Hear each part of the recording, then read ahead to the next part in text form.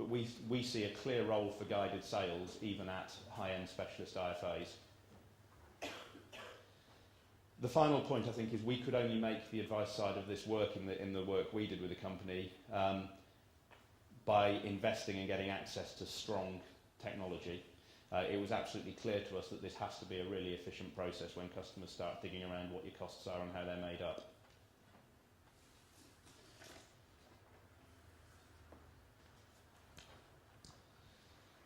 I think moving that analysis on, and a message that I think is potentially slightly controversial. A personal view is that for the advisors that don't want to be bigger businesses and don't want to grow their business or invest heavily, networks may well be the bastion of the many. I can see smaller businesses who don't want to make those commitments joining networks really to pick up the benefit that the network gets from investing in technology at a scale and also meeting their capital requirements. I'm not saying I think that's necessarily the right strategy, but I can see it being the right strategy for some smaller businesses. I think RDR plays very well to specialists. I think to people who have strong technical skills, RDR creates a big opportunity actually.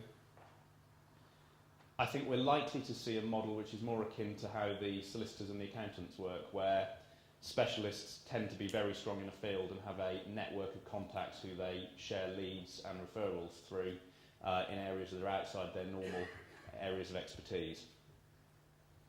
I think it's actually quite critical that the specialist advisors build those networks and make sure they have that capacity, because what came out of the work we did on a consumer agreed remuneration model is people coming to us at retirement actually wanted holistic retirement advice. They wanted to start a relationship today that would see them through their retirement.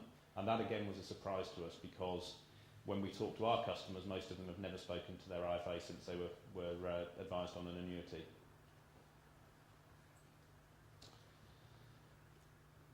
One of the things I'm going to move on and look at in a minute is segmentation, and I think segmentation is going to be much more important going forward.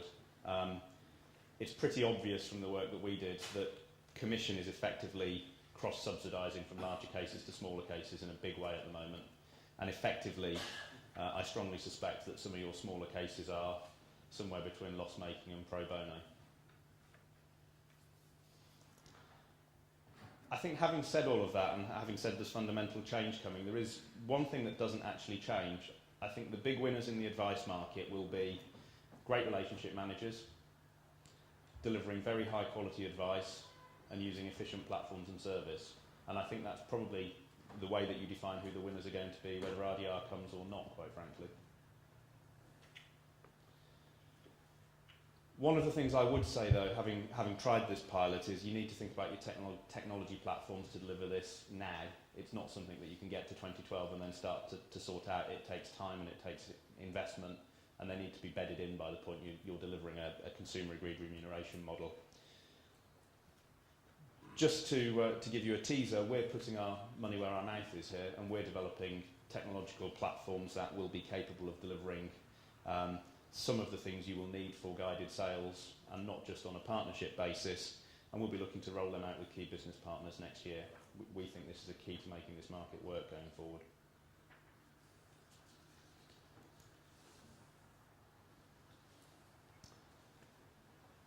I'd now like to just have a little look at how customers react. It's quite a scary place to be a customer, having hopefully you haven't heard all the things that Colette and I have said today, but if you had, you'd be scared. I think there's three key themes that we need to think about in terms of customers.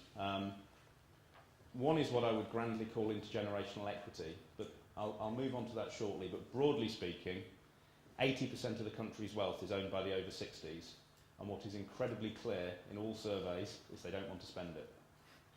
And that's a real challenge. The second area I want to look at is longevity. I'll look at that very briefly. Really what we've got to look at there is the fact that a retirement which used to be an average of 13 years after 37 years in work is rapidly becoming a retirement of 20 years after 30 years in work. May well actually cross over to be more time in retirement than at work by 2050 if you look at the projections and the current state pension age changes. And I think that fact puts in context the need for the state pension age to rise much more quickly than is currently planned. The final area we'll then look at is technology, but not in the context of how we service customers, but how customers are likely to behave as the population moves through the age bands.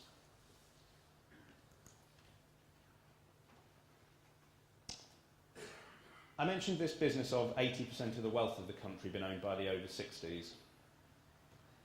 That you would think is a good thing for this process. So the people who need to decumulate assets to pay for care, for pensions, for lifestyle, are the people who own the assets. The really big problem is that they don't want to spend it.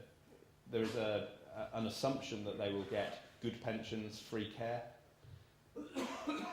If you correspondingly survey the younger generation, they don't actually want to pay for that. They take a view that these people have got the assets and they need to use these assets to manage their retirement. And I think that creates a significant political tension going forward. Ultimately, it's actually a very simple conclusion you get to, which is the minority of the population, which is about 78%, that own 20% of the country's wealth, can't actually support the 22% that own 80% in retirement because they haven't got the wealth to do it. It becomes very clear as you start to look at it that actually people have to embrace significant decumulation over retirement. The really good news is I think they desperately need your help in doing that. There are some really complex challenges here, and I think it's complex challenges that really play well to the highly skilled financial advisor market.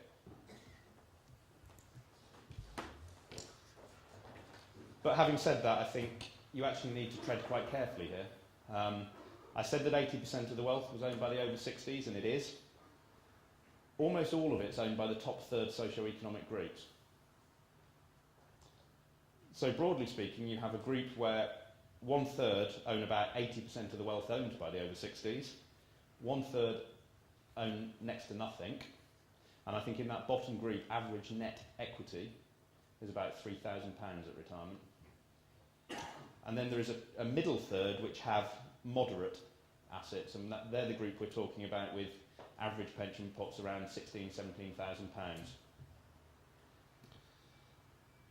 If I looked at this as an IFA, I would say that bottom third are clearly loss-making, they're clearly pro bono, and it makes very little sense for me to invest any time and effort trying to help or advise them.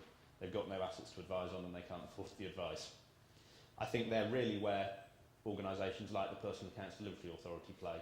And one of the reasons I'm quite pro-PADA is I think it's doing something that's not economic for the insurance or advisory industry to do. And I don't think we should see that as a threat. The top third, very obvious, they need your help, they need efficient solutions to relatively complex problems, and they need them to be quite well considered. So they're great customers for IFAs and for advisors. The more complex group is actually the middle group, I think. We'll come back and look at why I think they're complex slightly later, but before we go there, I just want to touch on longevity.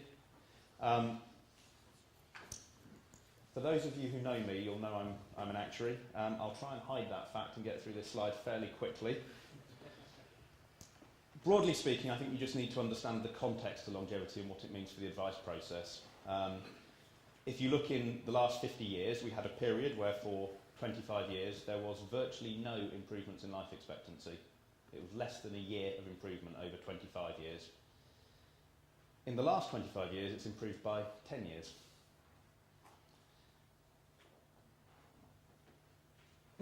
One of the problems I think we see regularly is that people plan for decumulation of their assets around life expectancies, and that actually really doesn't work. To illustrate this point, I went and pulled a live client file of a gentleman who's applied for an annuity with us who has diabetes. No complications, tablet controlled, probably can't say any more without breaching Data Protection Act, but 65 male, tablet controlled diabetes.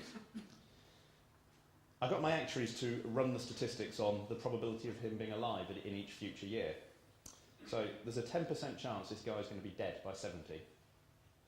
So if you're managing to decumulate to life expectancy, actually he's going to be left with a huge estate, have lived in relative poverty for a period, and I think you'd have to say that's not the strategy he'd take. Equally though, there's a 10% chance this guy's going to be alive at 95. So there's an equal probability